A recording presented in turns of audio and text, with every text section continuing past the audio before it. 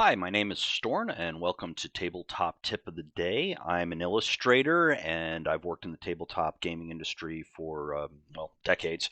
I think about how to tell a story, whether I'm in the studio, whether I'm a game master, whether I'm a player, all the time. So maybe, just maybe, I can amuse you a little bit and give you something to think about for your own games. So, my question today is, can you communicate without dialogue? The short answer is yes, you can. More in a little bit. How do we do that? We do that by describing our character's body language, whether you're a GM describing an NPC's body language or you're a player describing your own PC's body language. So, I'm going to start talking about this tip by talking about my career as an artist. I promise to bring this back around to what the gaming tip is eventually. So I do lots of commissions of characters all the time for people all over the world, and people are fairly good about describing what their character is wearing, what their eye color is, what their hair color is, and that detail is important. Don't get me wrong. But if I can get a patron to describe a character's demeanor, then know I am getting closer to the essence of that character, how they're feeling at the moment, you know, what's their body language like. I mean, and that's what's bringing us back around to the gaming thing. So, when I'm drawing with a tilt of a head, a tightening of a lips, an arch of a brow, I can take a character portrait from confident to arrogant and back, or vice, with a clutch of an arm across the chest, sort of a downward look at the ground. I can say this is a a character who has coquettishness or is naive or something like that. So it brings a very useful tool to the table. So yeah, like you're in a scene where you're at a big party, a ball, and there's a duke that you hate, and you go up and you tell the table, you tell the GM, I smile at the Duke, but the smile doesn't reach my eyes. I want him to know I'm coming after him. I'm coming after him for what he did to my best friend. Now, the PC hasn't spoken a word of dialogue. The player, of course, has said something at the table.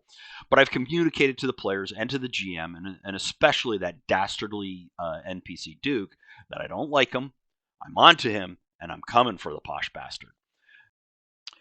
Sometimes we don't really have the option to act out all of our PCs and NPCs' body language at the table with our own bodies. I'm not an 8 foot tall, half giant barbarian with full muscle.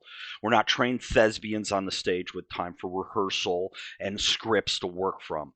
We're doing improv, reacting and making decisions in the moment. But we can describe emotion, and like my superhero character Dauntless. He's not saying a word, but his shoulders are quivering with silent laughter. Now the table knows that super my Dauntless is trying to keep his stuff together. I almost swore there, and he's trying to suppress his mirth at that moment. This is an especially a great tool for stoic characters, giving others a glimpse into their inner selves. I discovered this playing Legends of the Five Rings, which, if you don't know, is a fantasy, faux, magical, mystical samurai Japan. And being stoic and saving face and having courtly skill is a huge part of that setting.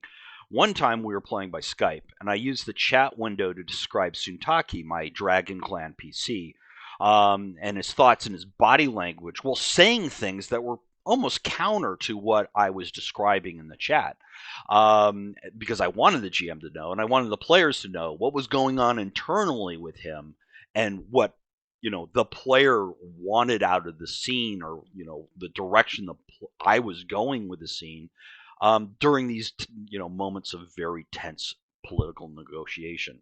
And that was a really cool aha moment for me, I must say. So yeah, consider body language when at the gaming table. We as humans, we communicate on lots of levels besides just verbal. You can glance at a spouse, a friend, and know almost instantly that they're happy or hurting, or even a complete stranger for that matter. We are cued, we are programmed to recognize certain things in the way people hold their shoulders, how their face looks, and you can know if they're happy or they're hurting, or the thousand of other emotive states that we all go through. So giving quick descriptions, not to slow the game down, but to add understanding to the situation, can really add to your characters and the world they inhabit. And that wraps up my tip of the day. Please consider subscribing and liking and all that stuff that makes YouTube happy. Links to my art, some swag, and if you're in the need of cheap art, if you're a publisher or something like that, there's a fantasy, sci-fi, and superhero clip art. There's a link for that as well below.